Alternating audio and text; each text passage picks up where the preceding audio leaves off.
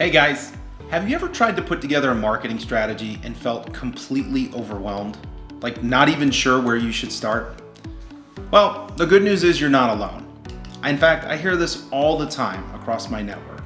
And the even better news is today we're going to break it all down into simple, actionable steps.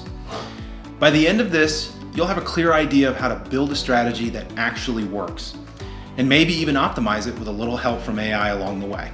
So let's dive in. First things first, research. Think of this step as the same as prepping for a trip. You wouldn't just hop in a car or jump on a plane without knowing where you're going, right? You'd map out the route, probably decide on some stops, and if you're me, you're definitely packing some snacks. Marketing is no different, and before anything else, you really need to understand your audience. Do that research. Who are they? What challenges are they trying to solve for? What are they trying to accomplish, and how does your offering help them? Sounds a lot like building buyer personas, right? The more you know about your audience, the better you can tailor your message to resonate with them. Once you've done your homework, it's time to set your goals. But here's the rub. Vague goals lead to vague results. So instead of saying, I want more brand awareness or I want to be an influencer, set specific, attainable goals. An example would look like, I want to increase average social engagement by 20% in the next 3 months. See, simple, attainable, measurable. And AI can be a massive help here for you too. Tools like predictive analytics can estimate how much growth is realistic based on your current performance. That way you're setting goals that are both ambitious but achievable.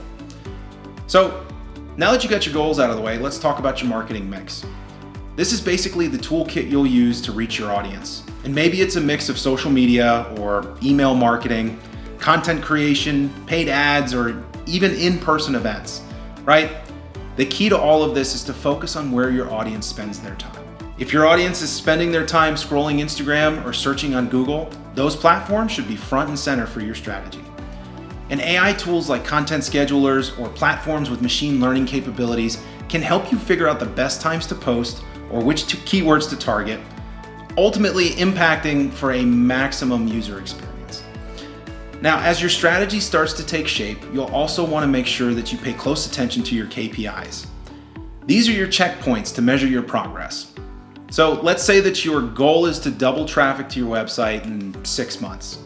A solid KPI would be the number of monthly visitors or the bounce rate to your website. If your engagement is something that's of focus for you, track things like likes, comments, or shares, right? AI can step in here and really help by automating your reporting and even spotting the trends in your data that you might not pick up on. Remember, any kind of usage with AI is really only as good as the questions you ask. So when it comes to your KPIs, be sure that you fully understand what they measure and how they directly relate to your strategy. No one wants to count just what's easy. They want what's informing their next move. And finally, can't forget about budget and timeline, right? Decide how much you're willing to spend and over what period of time you're going to spend it. Here's another place AI shines. Tools like automated bidding for ads or spend optimization software can make sure you're getting the most out of your budget without overspending.